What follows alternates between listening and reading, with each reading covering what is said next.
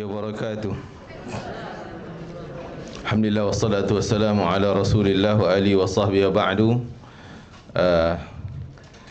نوينا التعلم والتعليم والتذكر والتذكير والنفع والانتفاع والإفادة والاستفادة والحث على التمسك بكتاب الله وسنة رسول الله والدعاء إلى الهدى والدلالة على الخير ابتغاء مرضات الله وقربه وثوابه ومغفرة ورضوانه وحسن الخاتمة عند الموت ورفع الدرجة في الجنة ومرافقة سيدنا محمد صلى الله عليه وآله وسلم وابتغاء شفاعته يوم القيامة على هذه النية وكل نية صالحة شاملة خيرات الدنيا والآخرة وعلى ما نوى شيخنا وعلى ما نوى قطب الزمان وأولياء الله الصالحون بنيتهم وعلى نيتهم وإلى حضرة سيدنا محمد صلى الله عليه وآله وسلم. الفاتحة. أعوذ بالله من الشيطان الرجيم. بسم الله الرحمن الرحيم. الحمد لله رب العالمين الرحمن الرحيم مالك يوم الدين إياك نعبد وإياك نستعين اهدنا الصراط المستقيم صراط الذين أنعمت عليهم غير المغضوب عليهم ولا الضالين آمين. Alhamdulillah, syukur kepada Allah Ta'ala kita dapat berkumpul dalam majlis ilmu pengajian hadis daripada hadis kitab Riyadhus Salihin karangan Al-Imam Muhyiddin Abu Zakaria Yahya bin Sharaf An-Nawawi. Kau boleh dapat tulis nama penuhnya yang saya sebut tadi. Muhyiddin tu gelaran, orang gelar. Macam Nuruddin, Muhyiddin, Syamsuddin tu bukan nama dia orang. Itu gelaran kerana Muhyiddin dialah yang menghidupkan agama. Syamsuddin matahari bagi agama, terang benderang. Nuruddin sama cahaya agama dan sebagainya. Itu gelaran. Kalau kita ni macam pingat lah kot, pingat Datuk Jasa Bakti ke benda ke kan, macam tu umpamanya. Digelar oleh para ulama.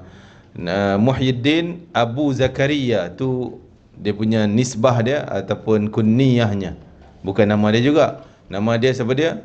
Yahya. Nama dia Yahya.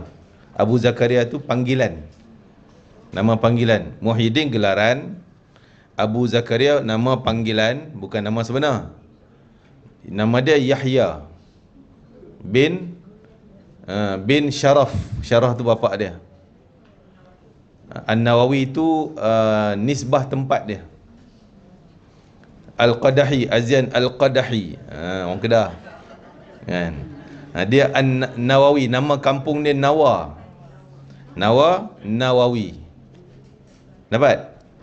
Cantik nama-nama tok guru kita, pengarang kitab ni. Kemudian dengan niat dia nak sebarkan ilmu, kita sambung niat dia dan yang diniatkan oleh para ulama, para awliya. Kita sambung muka surat 5, hadis yang ke-11 kalau buku yang sama cetakan saya lah. Hadis yang ke-5 masih tajuk niat. Ya. An Abi Hurairah radhiyallahu anhu qala qala Rasulullah sallallahu alaihi wasallam salatul rajuli jama'atan tazidu ala salati fi suqihi wa baitihi bid'an wa 20 darajatan wa dhalika anna ahadahum idza tawadda'a fa ahsana al-wudu'a thumma ata al-masjid la yuridu illa as-salata la yanhazuhu illa as-salata lam yakhtut khutwatan illa rufi'a lahu biha darajatun وحط عنه بها خطيئة حتى يدخل المسجد فإذا دخل المسجد كان في الصلاة ما كانت الصلاة هي تحبسه والملائكة يصلون على أحدكم ما دام في مجلسه الذي صلى فيه يقولون اللهم ارحمه اللهم اغفر له اللهم تب عليه ما لم يؤذ فيه ما لم يحدث من فيه متفق عليه.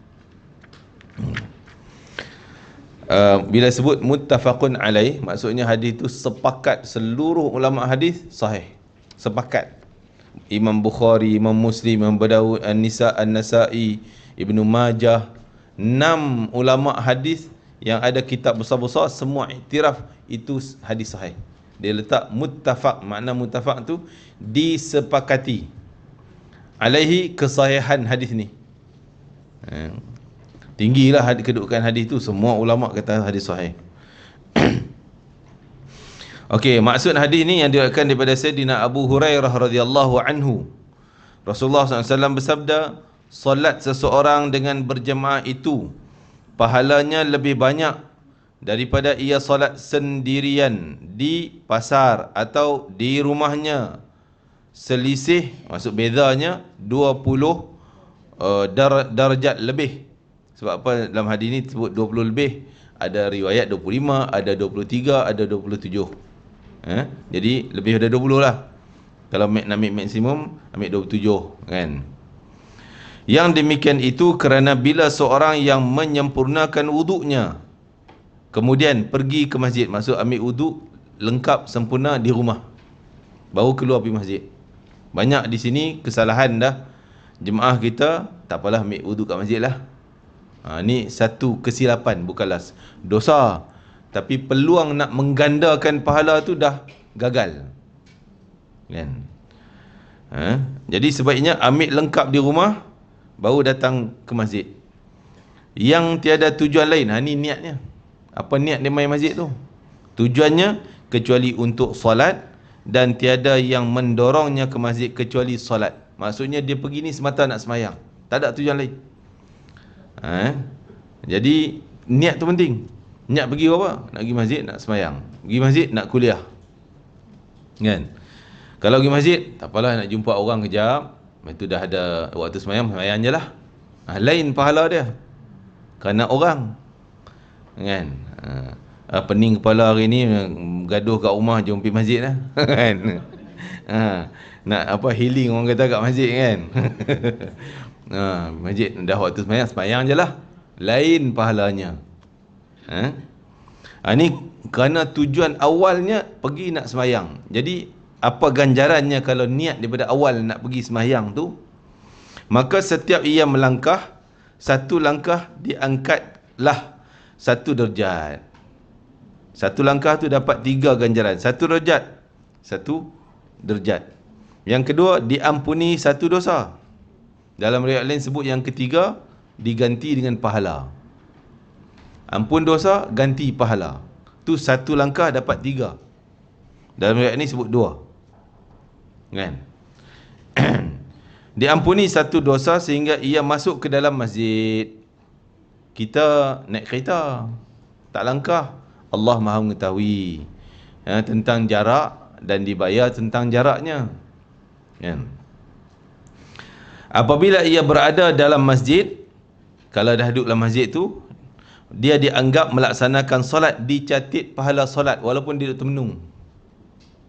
Buat apa duduk masjid? Duduk tunggu, tak azan lagi, setengah jam lagi. Dia duduk termenung, tak zikir, tak baca Quran, tak, duduk termenung. Dapat catatan apa pahalanya? Dia dianggap sedang melaksanakan salat. Ini dikuatkan dengan hadis lain. Maksudnya pahala catit, malaikat catit sedang semayang, duduk semayang. Tapi dia duduk termenungnya. Pasal apa? Yang pertama kena niat iktikaf. Tu untungnya niat awal tadi ni. Langkah dah sekian dapat pahala. Duduk dalam masjid, menunggu waktu semayang, tak masuk lagi, pun dicatat pahala semayang. Selagi mana duduk dalam masjid, walaupun dah habis semayang, tapi duduk mungkin dia duduk saja, duduk relax dulu, dicatat pahala semayang juga, pahala semayang sunat. Tu keutamaan niat. Bayangkan kalau tak niat apa di rumah tadi, naik kereta tah nak pusing mana, oh masjid lah, singgah je lah. Tak ada niat daripada awal nak pergi semayang di masjid. Jadi langkah tu tak dapat. Mungkin yang duduk iktikaf ni dah ada ke kereta, parking kereta, memang nak masuk masjid, tak apalah, dapatlah parking kereta iktikaf dalam masjid ni. Tapi langkah rugi. Dan bukan langkah je, kita pula duit minyak kereta. Ingat sia-sia ke minyak kereta kita start daripada rumah mai sini? Kalau kita niat ibadah, niat nak semayang, niat nak kuliah, Allah bayar tu berapa sen, berapa ringgit, macam jihad fi sabilillah. Minyak kereta kita, tayar kita haus kan, macam-macam lah. Dia ambil kira tu. Bayangkanlah hadis lain, Nabi sebut orang yang niat nak pergi fi sabilillah, dia bawa unta dia, makanan yang dia beli untuk unta dikira sedekah fi sabilillah. Tahi, mak orang cakap tahi berak unta tu beratnya berapa dikira pahala fi sabilillah. Kan? Kita tak ada lah, kita tak ada tahi, tapi minyaknya, minyak tayar haus, tol lagi kan. Ustaz, saya USJ 6, USJ 13 tak ada tol. Pusinglah kat tol tu. Kan? Jadi semua tu kerana niat. Punca daripada niat awal tu, untungnya. Jadi sehinggalah dia masuk ke dalam masjid. Apabila dia berada dalam masjid, maka dianggap melaksanakan solat selama ia menunggu saat sembahyang dilaksanakan. Duk tunggu je, Allah catat pahala. Ada hadis lain Nabi sebut, al-intizar ila salah, menanti waktu sembahyang, fahuwa fi salah, dia dicatat sedang sembahyang, walaupun dia tak sembahyang pun. Dan para malaikat meminta rahmat. Maksud malaikat doakan 3 benda untuk dia, duk termenung dalam masjid tu. Yang penting nak iktikaf, adab masjid jagalah, masuk dengan tahiyatul masjid, kaki kanan, niat iktikaf. Lagi kalau duduk iktikaf tu dengan baca Quran, dengan zikir, berganda besar lah. Tak ada, ni cerita termenungnya, kosong, tak buat apa. Kan?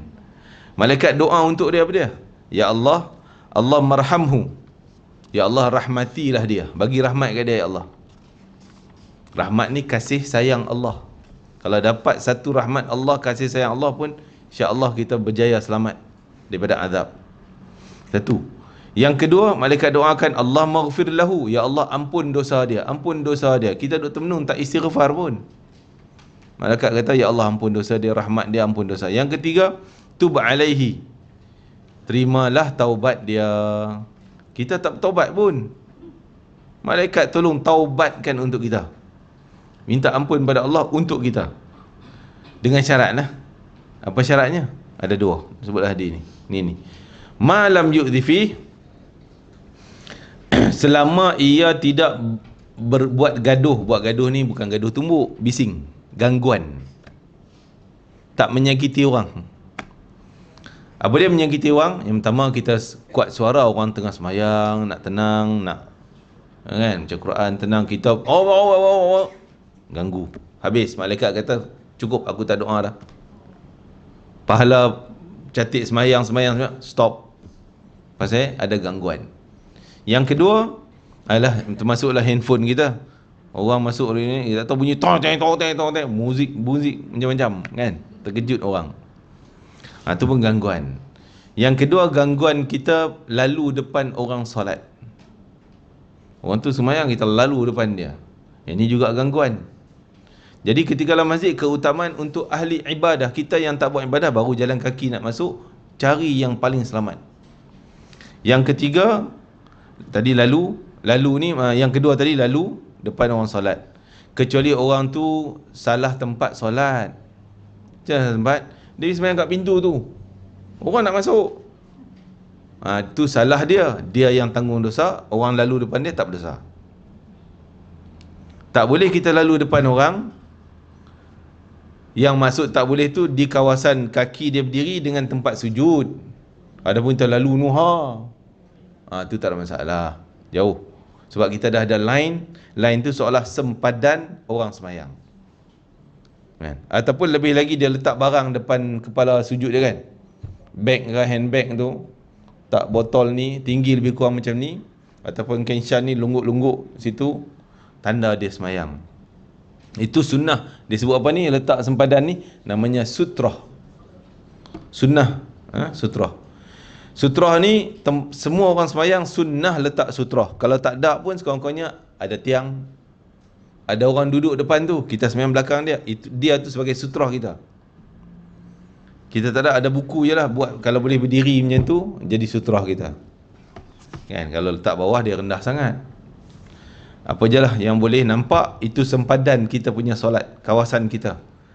Dan lain tu dikira jugalah, ni kawasan yang tanah pasir, kawasan padang kan, contohnya lah tempat kapet kosong gitu, surau yang semen je, tile kosong je, itu kita kena buat sutrah. Dan apa lagi nak buat tentang sutrah? Ataupun kalau di tempat yang boleh pacak, Nabi pacak pedang kan, tongkat. Kita dalam masjid nak pacak ke mana, kita letaklah berlentang macam tu kan. Nama sutrah. Apa tadi nak sebut tentang sutrah? Jadi Okey, tak yang kalau ada sutrah kita haram lalu antara sempadan dengan kaki dia berdiri. Kalau walaupun dia sembahyang atas kerusi, biasa dia sujud katalah kepala dia sampai dekat ni, elok juga dia letak sutrah. Sutrah di bawah lah kan, bukan atas meja dia tu, bawah lah. Elok juga, sunnah juga. Tapi kalau sembahyang berjemaah, tu imam, makmum perempuan contohnya sampai belakang, celah-celah antara depan makmum ni boleh lalu, tak haram, tak berdosa, walaupun ada sutrah tak ada sutrah. Sebab kalau berjemaah memadai sutrah tu imam, satu tu cukup, makmum tak payah. Kita lalu antara makmum tak berdosa kan. Macam sembahyang berjemaah, orang tu terkentut kan, nak keluar saf, dia keluar lalu je lah.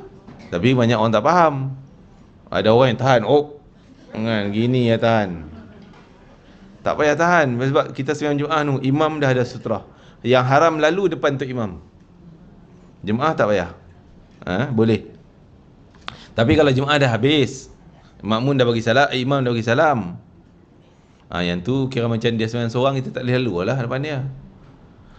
Terkadang ada orang yang soft depan dan soft belakang pun ada orang sembahyang. Soft belakang tu orang sedang sambung lah, imam dah bagi salam, dia bangun berdiri sambung. Tak tahulah kita punya budaya orang yang tak faham ni, dia lebih senang keluar lalu depan orang sembahyang daripada lalu depan orang yang dah selesai sembahyang. Faham tak? Salah. Sepatutnya dia lalu depan orang yang dah selesai, lalu depan dia, keluar kot sana. Kawan belakang ni tengah sembahyang, dia pergi lalu depan orang sembahyang, berdosa dia. Tak tahulah, mungkin nak jaga adab ke benar macam mana, kita pun tak pasti. Okey, tak apa tentang sutrah. Tadi syarat tadi, malam yu'dhifi, jangan menyakiti orang dalam masjid, bising, ganggu, apa segalanya lah. Termasuk salah satu lagi adab yang tak sepatutnya kita buat dalam masjid tapi orang tak nampak. Bila ada dua orang situ, soft, ada dua orang duduk dekat-dekat, duduk sembang gini kan, berdua dia orang, kita tak boleh mencelah dia, pergi duduk celah antara dua tu kan. Kalau nak duduk juga, kita kena minta izin. Boleh saya nak duduk sini, tepuk bahu dia, ada izin boleh. Begitu tak boleh langkah bahu. Ni kita jarang buat lah kan orang Malaysia. Selalunya kalau di Mekah, di Madinah, biasa je dia langkah kali kepala kita, silap-silap kepala kita masuk dalam kain, gelap macam ni. Semacam je gelap ni, kena masuk dalam kain orang kan. Allahu Akbar. Kanak-kanak ialah sepatutnya tak bolehlah ganggu, tapi dia tak tahu hukum budak-budak tu kan, dimaafkanlah sebab dia belum. Tak juga kita tak salah ibu bapa yang bawa anak ke masjid, sebab zaman Nabi pun ada budak-budak datang masjid. Boleh, cuma kita kena takdib dia lah, bagi dia jangan lari depan orang, jangan lalu. Bapak tu kena pesan-pesan. Tapi jadi juga dimaafkanlah budak-budak kan. Kita tak boleh menyalam bapak dia, apa ni bawa main masjid tak pandai jaga, dah bapak dia pun nak sembahyang. Kalau jaga budak, bapak tak sembahyang kan. Tapi tak salah buat budak zaman Nabi pun ada. Okey, tadi syarat nak dapat doa malaikat, nak dapat catatan pahala sembahyang tu, yang pertama tak menyakiti orang. Yang kedua, malam yuhdith fihi, tidak berhadas. Maksud tak batal wudu. Tak batal wudu. Jadi kalau batal wudu macam mana? Segera pergi keluar ambil wudu, datang sambung balik duduk iktikaf, baru berterusan doa malaikat tadi. Apa tadi? Nak sebut satu lagi benda yang menyakiti, iaitu bau badan kita. Orang lelaki, orang perempuan taklah banyak wangi kan. Orang lelaki, sebab tu ada masjid kat pintu, kat tabung masjid tu letak minyak wangi banyak-banyak. Gunalah. Ni dia nak masuk masjid, dia pam dulu, fu masuk masjid terus dengan cakap tu, ya Allah. Kita dapat kesan orang yang tak merokok ni, dia walaupun duduk jauh, bau tu sampai, kita tahu dia ni merokok kan. Jadi ini lagilah makruh besar, mungkin pahala segala pahala sunat, pahala keistimewaan tak dapat. Sia-sia. Sebab Nabi sebut, bila Nabi ditegur oleh Abu Ayyub Al-Ansari, kenapa Rasulullah tak makan makanan dia masak tu kan. So kata, ada bawang, aku tak nak mulut aku berbau, takut malaikat Jibril tak datang kan. Dan Nabi kata, siapa yang makan bawang putih jangan datang tempat kami sembahyang, sebab dia sendawa dia keluar tu bau kan. Termasuk yang tu saya suka, tapi nak kena tegur jugalah. Termasuk kadang-kadang kita pun, alamak aku nak pergi kuliah, tadi makan durian, silap lah kan. Tapi kalau boleh kita kena cuci ke, dan beruh ni dia keluar juga baunya, tapi sepatutnya tak boleh lah kan. Mengganggu orang. Okey, hadis seterusnya tu tentang niat tadi ya. Jadi kita kena sebelum keluar rumah niat, ataupun ialah dalam perjalanan tu niat. Hadis yang ke-12 daripada Abil Abbas, Abdullah bin Abbas Ibnu Abdul Muttalib. Dia dipanggil Abu Abbas dan Ibnu Abbas. Abil Abbas ni panggilan dia, mungkin ada anak dia nama Abbas juga, pak dia pun nama Abbas. Jadi anak dia Abbas, sehingga dia dipanggil Abu Abbas. Anak dia ada Abbas. Bapa dia pun nama Abbas, dia juga dipanggil dengan Ibnu Abbas. Ibnu tu anak lelaki. Abil Abbas Abdullah bin Abbas radhiyallahu anhuma an Rasulillah SAW fima yarwi an Rabbi tabaraka wa ta'ala. Ini hadis qudusi yang Rasulullah pun meriwayatkan hadis, bukan Rasulullah bersabda. Rasulullah meriwayatkan hadis daripada Allah. Hadis qudusi lah bila sebut macam tu. Qala Allah berfirman, innallaha katabal hasanati wa sayyiat. Allah dah siap dokumen apa yang baik, apa yang tak baik itu dah siap dah, bukan baru jumpa. Hukum dah ada lengkap, yang ni baik, yang ni tak baik. Dah catat semua dah. Thumma bayyana dhalika. Kemudian Nabi ceritalah tentang baik itu apa, tak baik itu apa, tapi diringkaskan dalam ni oleh Abdullah bin Abbas. Dia nak cerita fokus yang lain. Nabi cerita panjang lah, cuma sampai poin ni dia kata, faman hamma, barang siapa yang ada keinginan. Ni niat. Keinginan tu niat lah. Keinginan, teringin aku nak buat ni, dia ada niat tu lah. Teringin aku nak pergi kuliah, ada niat nak pergi kuliah. Terlintas ni, ini kuliah kita pun ambil kunci kereta, pakai tudung semua. Sebab tu kita dah niat nak datang kuliah. Lintasan tu je, tak perlu nak nawai tu pergi kuliah ke nak mata gini kan. Tak payah. Bukan itu yang kita nak. Terlintas ya. Apa nak buat ni? Nak pergi mana ni? Nak buat apa? Pergi situ nak buat apa? Ada kuliah ni, nak pegang buku, pegang ni, pegang phone, beg semua, jalan. Buat tidak ada niat nak datang kuliah.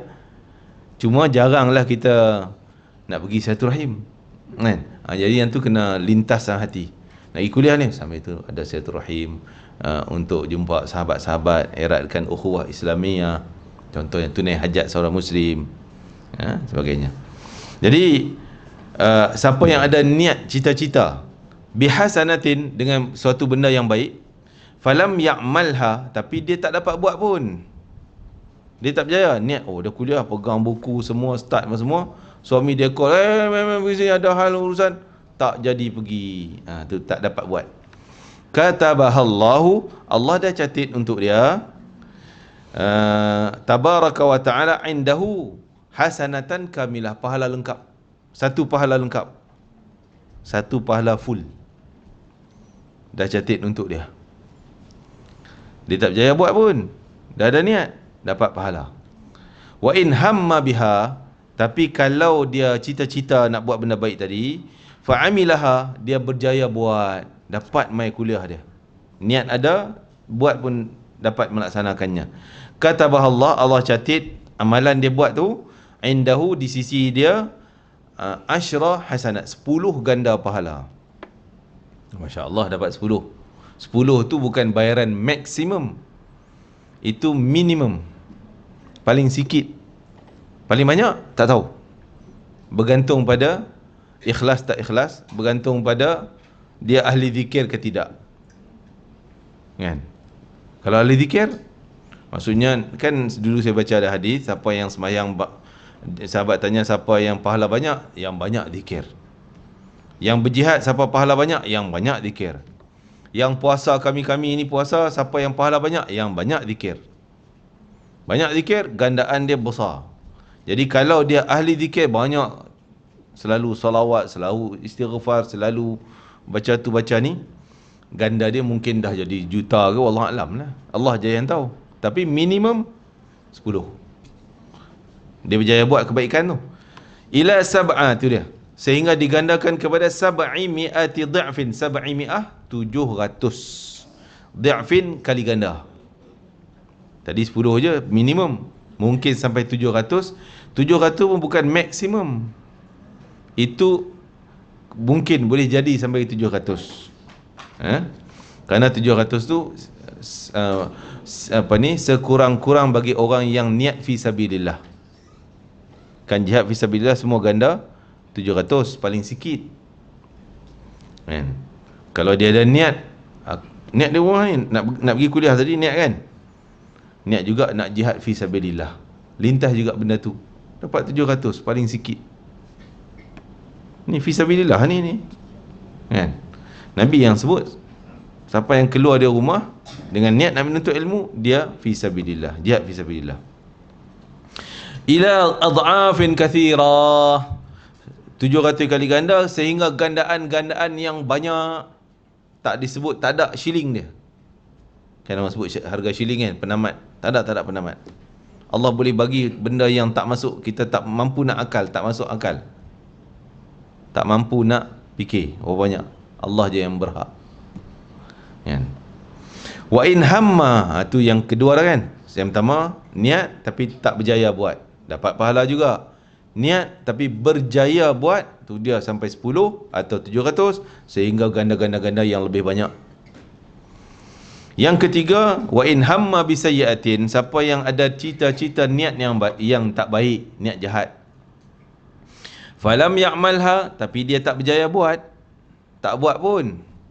Katabahallahu indahu hasanatan kamilah, Allah catat baginya pahala, satu pahala lengkap.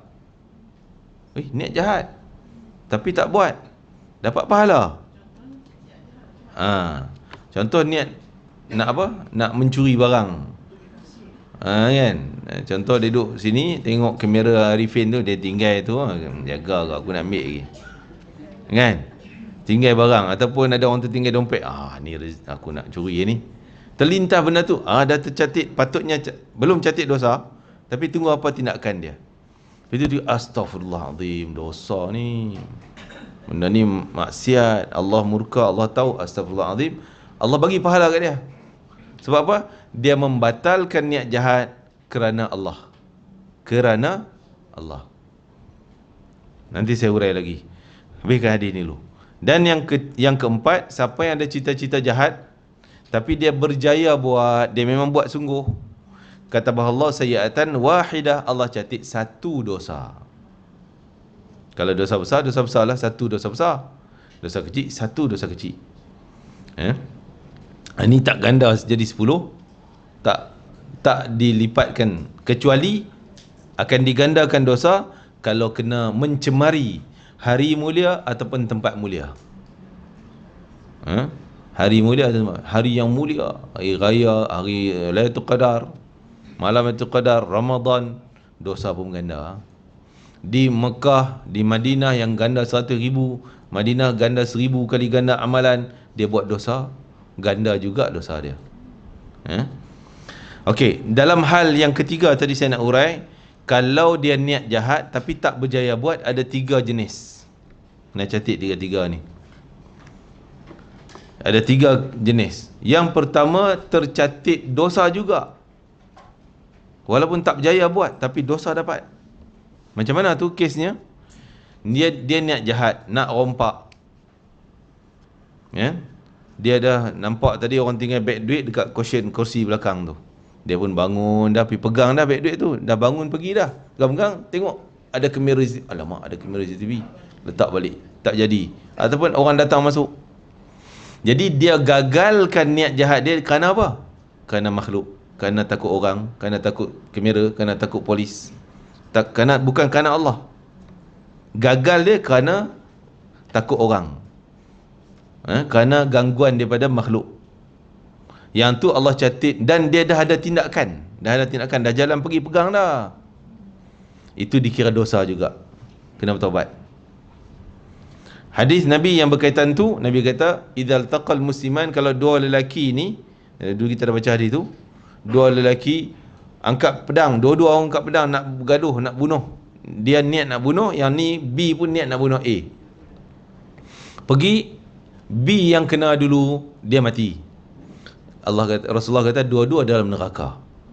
Yang kena bunuh pun masuk neraka. Dia tak berjaya bunuh orang pun.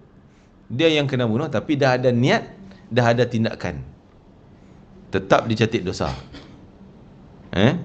Okey, itu yang pertama, dicatat dosa.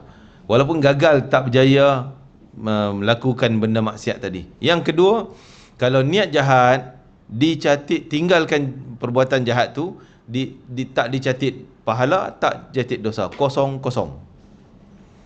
Yang ni kalau belum ada tindakan dan dia batalkan kerana makhluk. Contoh, dia niat nak curi barang tadi, tak bergerak pun, dia duduk atas kursi dia, jaga orang keluar semua lagi, aku nak ambil, kan, nak curi. Tak tahu orang tak keluar, tunggu tu, ataupun nampak kamera ada, tak jadi, dia tak bergerak pun, dia tak ambil pun barang tu, tak ada tindakan. Dia batal gitu je lah. Tapi kerana orang, bukan kerana Allah, yang tu kosong, pahala tak ada, dosa tak catat. Sebab dia bukan kerana Allah, kerana orang. Yang kedua. Yang ketiga, diberi pahala yang ni. Apa dia? Dia niat jahat nak curi barang, dia takut Allah. Astaghfirullahaladzim, apalah aku niat jahat hari ni. Astaghfirullah. Tak jadi. Takut dia kerana Allah. Tinggal dia kerana Allah. Allah bagi pahala. Itu tiga jenis. Allah Akbar. Masya Allah. Okey.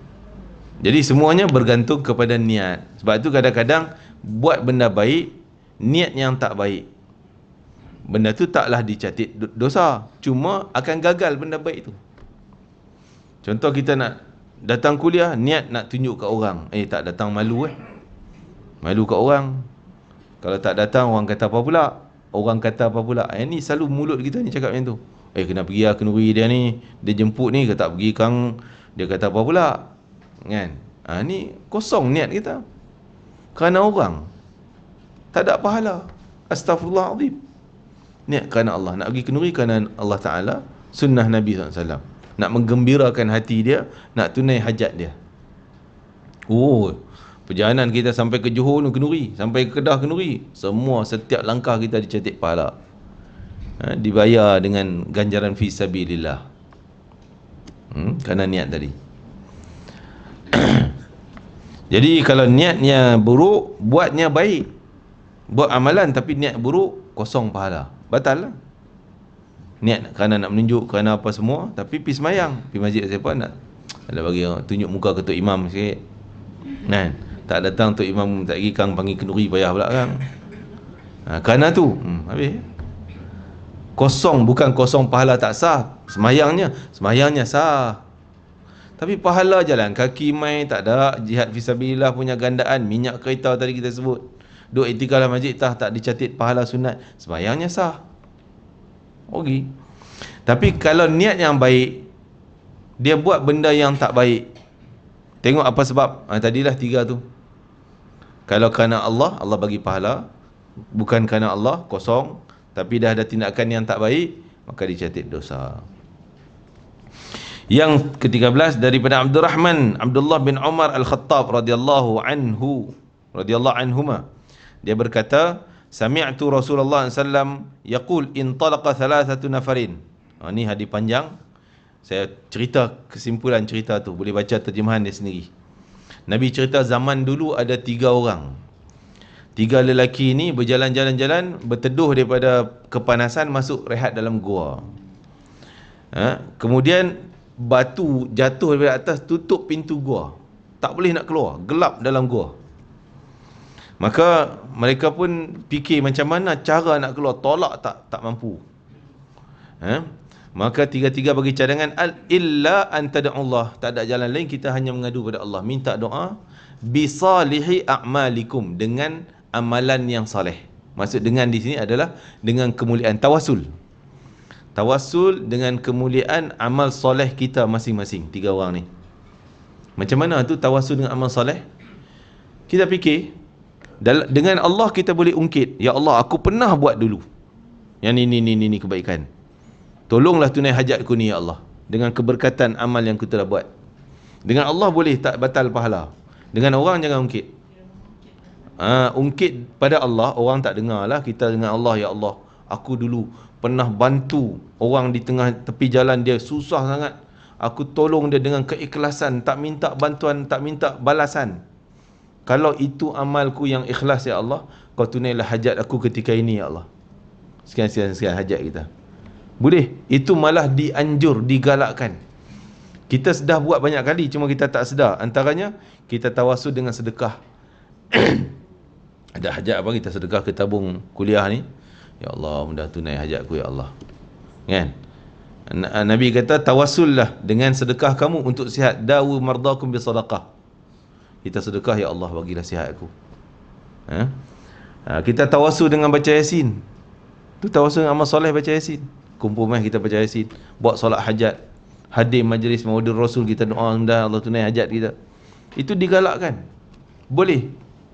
Malah kita dah hadir nu tahun lepas tu, kita boleh ungkit, ya Allah, tahun lepas aku hadir majlis Maulidur Rasul, ya Allah, tunailah hajatku ni. Kalau benda tu betul-betul ikhlas.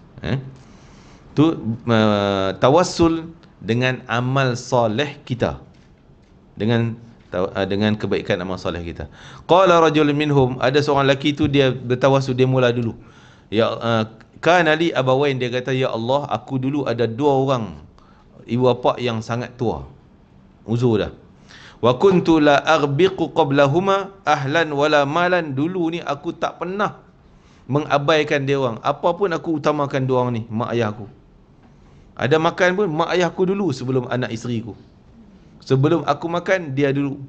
Apa yang dapat aku utamakan sentiasa. Dia cerita ni dalam cerita doa dia ni. Fana abi talabu syajar yauman, satu ketika dia kata ada masalah, falam aruh alaihima hatta nama, aku lambat balik. Lambat balik, dia bawa lah susu kambing. Balik-balik tengok mak ayah dia tidur dah. Kan? Dah tidur dah. Jadi biasa bagi mak ayah minum dulu, baru isteri, anak dan diri dia. Ni balik dah tidur. Fahalibtu lahuma, aku perah susu dah. Dan mereka tidur. Fakarihtu an, aku tak naklah kejutkan dia orang. Kesian dia orang tidur. Apa dia buat? Dia kata, aku pun menunggu. Falabithtu wal qadah ala yadi, pegang mangkuk susu ni, duk tunggu tepi mak ayah dia tidur. Tunggu bangun. Allah, hebat ni. Kita balik, mak tak dan buka lagi, kita dah habis licin dah. Kan? Jadi dia tunggu, pegang. Anak dia menangis, isteri dia kelaparan. Nanti mak tidur. Tunggu, duduk diam sampai mak ayah dia terjaga. Maka dia pun ambil susu tu bagi mak ayah dia minum. Barulah isteri dia lapar tadi ni, anak menangis, baru bagi. Kalaulah itu kebaikan ikhlasku ya Allah, dan menjadi pahala di sisimu ya Allah, maka jadilah sebab kepada kau tunai hajatku, iaitu bukalah pintu gua ni ya Allah. Bergerak batu gua tu. Ini tu kekuatan doa. Kita jarang doa dengan tawasul. Sebab tu tawasul ni amal soleh, benda yang baik, benda yang dituntut. Kuat doa kita. Ini kita doa, ya Allah tolonglah aku, ya Allah aku ada masalah, ya Allah selesai masalah aku. Mana tak cerita pun kita punya kebaikan. Kan? Sebutlah kebaikan kita. Jadi sekali saya sebut, kita sebut kebaikan kita, ungkit kita dengan Allah, tak dikira batal, tak dikira riak. Tapi ungkit dengan orang bahaya. Jadi akhirnya selesai satu masalah, pintu dah bergerak, batu dah bergerak, cuma tak boleh keluar lagi, bergerak sikit. Orang kedua pula cerita dia. Qala al-akhar, Allahumma innahu kana li ibnatu ammin kana ahabbun nas ilayya. Orang kedua cerita, ya Allah, aku dulu ni ada anak sepupu aku ya Allah. Perempuan, dia orang lelaki lah. Sepupu perempuan cantik, aku berkenan sangat ke dia. Cinta sangat. Kan? Tapi nak badan je. Maksudnya jahat lah, niat jahat dia ni. Tapi tak tahu cari jalan nak dapat, tak dapat. Sehinggalah dia datang minta tolong aku, minta tolong duit, minta tolong harta, kerana keperluan dia. Waktu ni lah aku ambil kesempatan. Ya Allah, dan aku kata pada dia, kalau kau nak, boleh, aku boleh bagi duit, hutang, tak ada masalah, tapi aku nak badan kau. Jadi perempuan tu macam serba salah. Nak bagi badan ke tak, dosa ni, tapi nak duit juga, orang lain tak boleh tolong. Jadi dia macam duk termenung, lelaki tu macam dah bersedia nak melakukan maksiat dosa tadi. Tiba-tiba perempuan tu cakap, ittaqillah, takutlah kamu pada Allah, ingat Allah sikit. Wala tafuddal khatam illa bihaqqih fansar. Tiba-tiba aku menggeletar dengan nama Allah tu. Dah mula takut, terus pakai seluar balik, masuk pakai baju balik, tutup badan, dan ambil duit letak je. Dia kata tak payahlah kira hutang, kira sedekah, ambil je, kosong. Rasanya hutang pun kira hutang, badan pun nak. Jadi wa taraktu adh-dhahab alladhi a'taituha, aku tinggalkan dan aku berikan pada dia.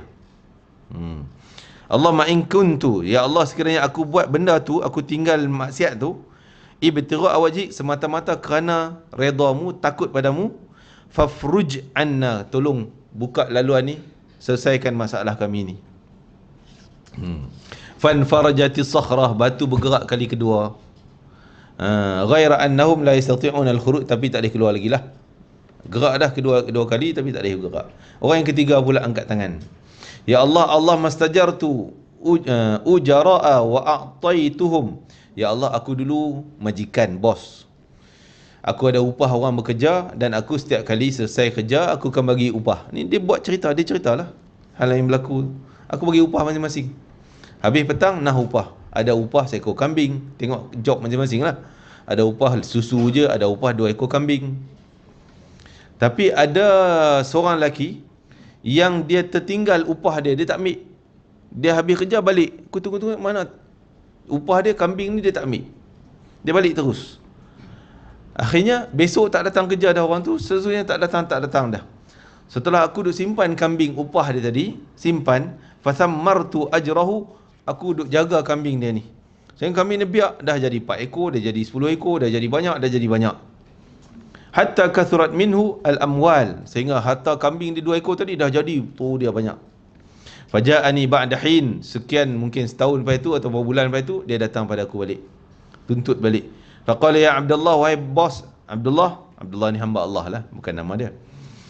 Addi ilayya, bagi balik aku punya upah, aku nak tuntut upah aku yang hari last aku kerja.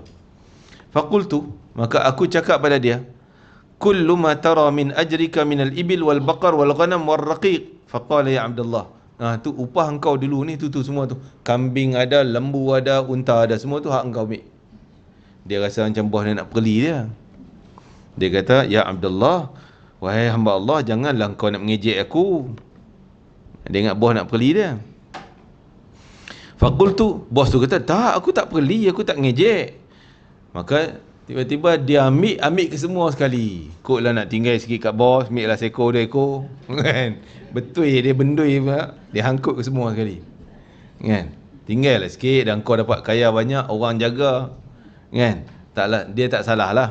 Bos dia pun rela, tenang, tak ada masalah, nak ambil semua. Alhamdulillah, selesai hutang yang dia jaga ni, upah tu. Tak sakit hati, masuk ikhlas betul bos ni. Tim bos yang berdoa ni, Allahumma in kuntu fa'altu dhalika ibtigha wajhi, ya Allah, kalau aku buat benda tu, kebaikan itu mengharap redha engkau ya Allah, ikhlas kerana engkau. Fafruj anna, tolong lepaskan kami daripada masalah kami ni. Fanfarajati sakhrah, batu bergerak kali ketiga, mereka semua boleh keluar. Selesai. Dengan doa tawassul amal soleh. Tapi mana niat tu? Okey, yang pertama, cerita apa tadi yang pertama tadi? Jangan lupa, saya pun lupa pula. Jaga mak ayah tu. Dia nak niat dia nak menggembirakan mak ayah. Dia tunggu sampai mak ayah bangun. Niat tu ada. Kekuatan niat yang baik dan perbuatan yang baik sangat hebat, maka jadi kekuatan sehingga batu tu boleh bergerak dengan doa je, tak perlu tenaga. Yang kedua, niat dia buat jahat tadi, dia buat jahat, niat jahat dah, memang nak buat jahat, tapi dia tinggal kerana Allah. Ini kekuatannya. Niat ikhlas kerana mengharapkan redha Allah, tinggal itu kerana takut Allah semata-mata, maka kekuatannya sehingga boleh bergerak batu. Doa dengan benda tu.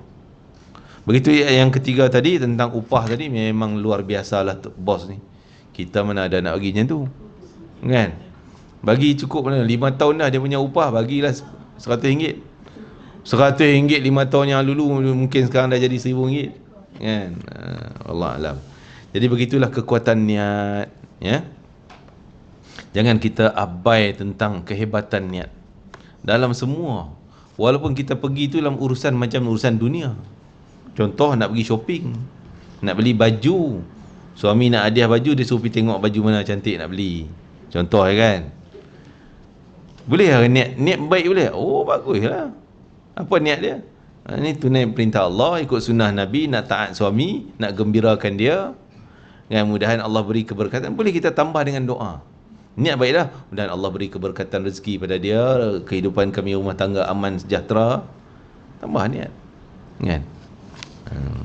Masya-Allah, kekuatan niat, kita akan rasa suatu keajaiban. Kalau tak buat niat, lain jadinya. Sehingga kita rasa macam nak patah balik kalau tak niat tu. Kalau orang biasa dengan amal niat. Contoh dah keluar, alamak tak niat. Kalau boleh nak patah balik, nak buat balik niat, kan? Saya macam tu kerana dia tahu kehebatan niat. Para wali Allah, wali-wali Allah, orang yang ni, mereka nampak benda yang dalam niat tu. Bukan nampak kita pakai cantik, serban semua ni. Yang tu penilaian yang terakhir, kan? Penilaian paling besar yang dalam hati kita tu, kan? Masya Allah. Kalau kekuatan niat kita sehingga ada suatu ada suatu orang ni datang ziarah seorang wali Allah yang saleh. Maka dia datang, dia orang biasa, dia bukanlah ustaz, kita ustaz-ustaz ni kan, koklah kita lagi hebat nak rasanya. Tapi dia datang, Habib Zain di Madinah. Lepas majlis, Habib Zain bagi perhatian pada dia. Dia dengan bahasa Arab pun tak pandai mana pun, panggil, aku berhadiah kat engkau ni, pegang tangan dia, doakan moga Allah beri keberkatan ni kan, bagi hadiah tasbih, bagi doa zikir ni, engkau baca amal ni. Kita tengok, macam mana bagi perhatian kat dia ni? Nak kata dia, mungkin kita rasa kita lebih alimnya daripada dia, kan? Tapi tak. Tu kekuatan dia, pandai menggunakan benda tu. Niat dia datang daripada rumah tu, apa niat dia, tujuan dia luar biasa. Masya Allah. Okey, selesai bab niat. Dah bicara 3-4 minggu dah, 4 kali dah tentang niat ni. Selesailah bab niat, tapi sangat penting utamakan niat kita yang saleh. Ada soalan tentang niat sebelum kita pindah tajuk? Dah tamat dah lah kan? Ada soalan? Ya.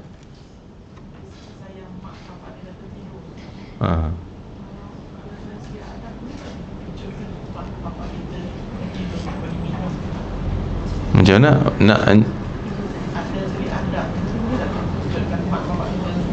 ya, apapun yang penting mak kita tak marah, tak terasa hati, tak terguris. Kadang-kadang ada orang yang cakap dengan mak dia macam kasar-kasar je, tapi mak dia happy, seronok, tak ada lah perasaan sakit hati nak marah. Tu keluarga dia dengan mak dia. Orang lain mungkin tak boleh.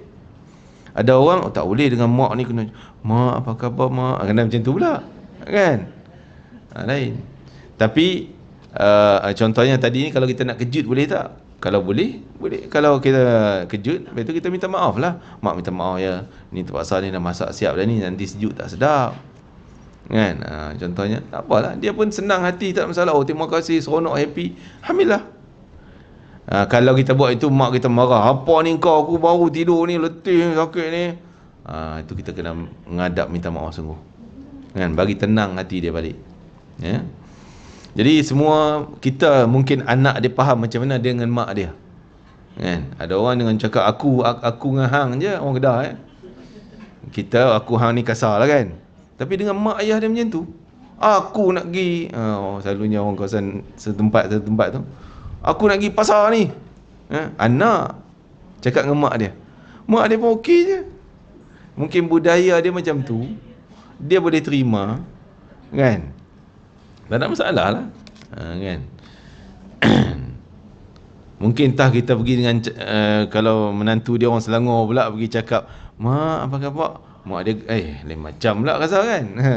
Jadi semuanya dia kena faham lah apa yang boleh menggembirakan mak ayah dia. Itu je. Jadi mungkin bagi dia ni, mak dia tahu keletihannya, baru tak naklah kejut dan sebagainya. Itu jadi maksud tahap khidmatnya, penghormatan pada mak ayah dia sangat hebat, sangat mulia, sangat tinggi, untuk dia. Jadi kita berhenti kat situ, tajuk niat, dan akan datang kita masuk tajuk taubah, tajuk taubat. Cuma pada peringkat awal Imam Nawawi letak dulu tentang syarat-syarat taubat. Dosa ni ada dua kategori besar. Sebelum kita cerita yang kecil-kecilnya, bukan masalah dosa kecil, dosa besar. Itu satu hal lah, kategori dari sudut nilai dosa tu kecil besar. Tapi dari sudut dosa kita ni, ada kesalahan kita dengan hak Allah, tak terlibat dengan orang. Seperti tak semayang, tak puasa Ramadan, itu hak kita dengan Allah. Kita dosa dengan Allah, silap kita dengan Allah, dengan hukum mahkamah agama. Kan? Yang kedua, dosa kita terlibat dengan makhluk lain. Dah lah dosa dengan Allah, terlibat dengan makhluk juga. Contoh, ambil barang dia tanpa izin dia, curi, rampas, pinjam tak bagi balik, ataupun kutuk dia, malukan dia, jatuh maruah dia. Ni semua melibatkan orang, pihak ketiga, keempat, kelima. Kalau dosa yang hanya terlibat dengan Allah, agak mudah Allah ampunkan. Dengan kita bertaubat, mungkin menangis, merayu-rayu supaya Allah padam dosa kita, Allah ampun dosa, selesai. Ada syarat dia lah, 3 syarat. Cukup syarat 3 ni, selesai. Tapi melibatkan orang, syarat 3 tadi, kena yang keempat ni paling susah. Dia tambah satu syarat lagi, iaitu kena settlekan dengan dia. Kita ngutuk dia, hina, malukan dia, jatuhkan maruah dia, viralkan benda tak baik dia, fitnah dia, kena pergi menghadap, minta maaf. Kalau dia kata aku tak nak, cari jalan, ujuklah, bayarlah duit kat dia ke, kan, belanja makan ke, macam mana yang boleh meredakan hati dia, beri kemaafan. Kalau tak settle dengan dia, Allah pun kata aku takkan maafkan.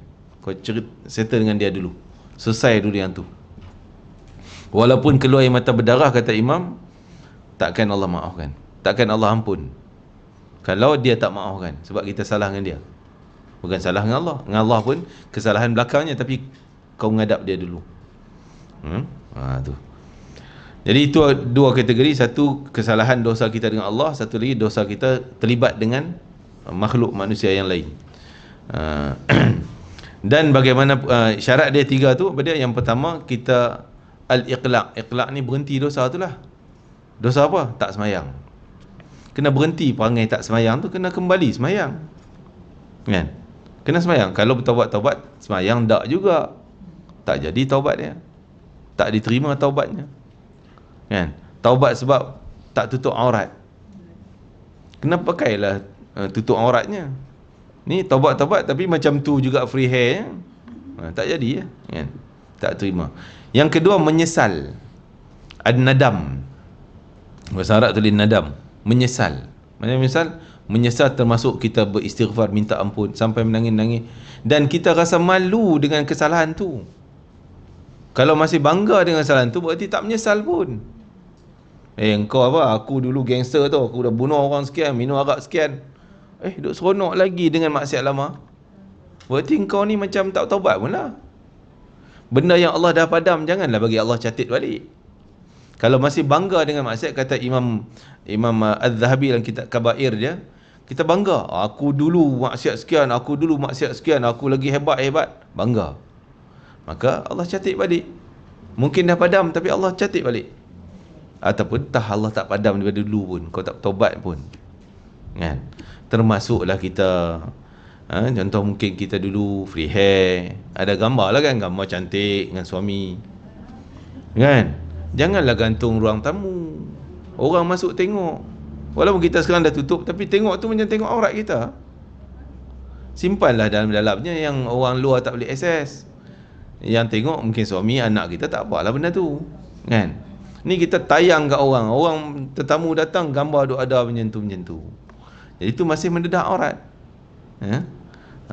Termasuk kita Facebook, contoh mungkin Facebook kita dulu gambar-gambar, delete, padam, jangan simpan aurat kita. Tu bertaubat sungguh-sungguh, menyesal sungguh-sungguh. Dan kalau melibatkan dosa, contoh benda terlibat dengan hutang pada Allah, seperti sembahyang kita tinggal, itu kena bayar hutang tu. Bayar hutang dengan Allah, qada balik sembahyang kita. Tak boleh saya bertaubat-taubat, banyak orang Wahabi kata tak payah qada. Cukup bertaubat astagfirullah, selesailah. Tak, benda kalau tak terlibat hutang tak apa.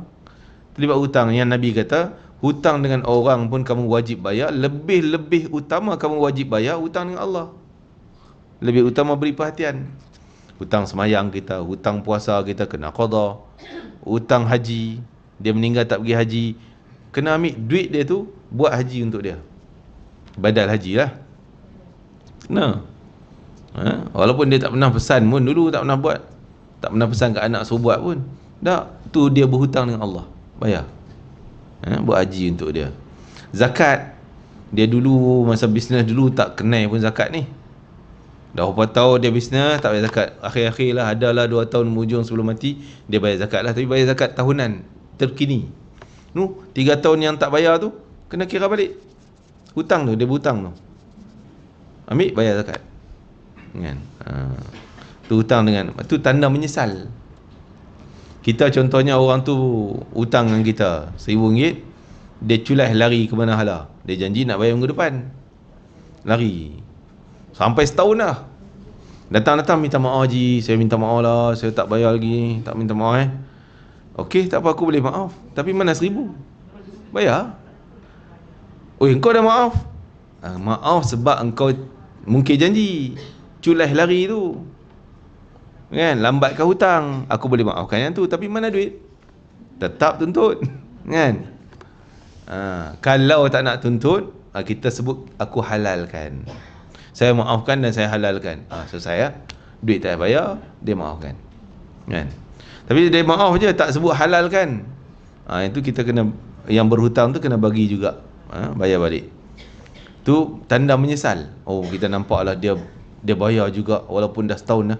Kita pun boleh mudah maafkan. Tengok kesian, dia memang susah sungguh tak boleh bayar dulu ni. Sekarang dia boleh bayar, dia bayar. Dia cari kita main bayar, kan? Jadi senang kita nak maafkan, lapang, seronok kita. Tapi dah minta maaf, hantar mesej, minta maaf saya tak bayar hutang. Tak mai jumpa kita, tak mengadap kita, taklah kata nak bayar balik ke apa ke. Yang ni aku tak maaf, kita pun panas juga, kan? Jadi macam itulah. Begitulah hutang kita dengan Allah, ya, kena tunaikan. Yang ketiga, berketetapan hati, maksudnya azam sungguh-sungguh takkan buat lagi dah benda tu. Sungguh-sungguh. Sampai kalau orang offer kau buat benda maksiat lama, aku bagi RM1,000, RM2,000, juta, tak nak dah. Tinggal dah. Sanggup dah. Tak sanggup lagi nak terlibat dah. Wallahu ta'ala alam. Dan kalau yang terlibat dosa sama makhluk tadi, satu lagi, tambah yang keempat, kena selesaikan masalah tu dengan orang tu. Bayangkan kita dah viral punya WhatsApp ni, fitnah rupanya. Nak minta maaf berapa juta orang, benda tu dah pergi, mungkin dah 1 bilion manusia, sedunia dah pergi. Kita nak minta jangan, benda tu awal-awal jangan terlibat. Mudah-mudahan kita selamat. Wallahu ta'ala alam. Mohon maaf ambil sikit masa Syekh kita, Syekh Iqbal.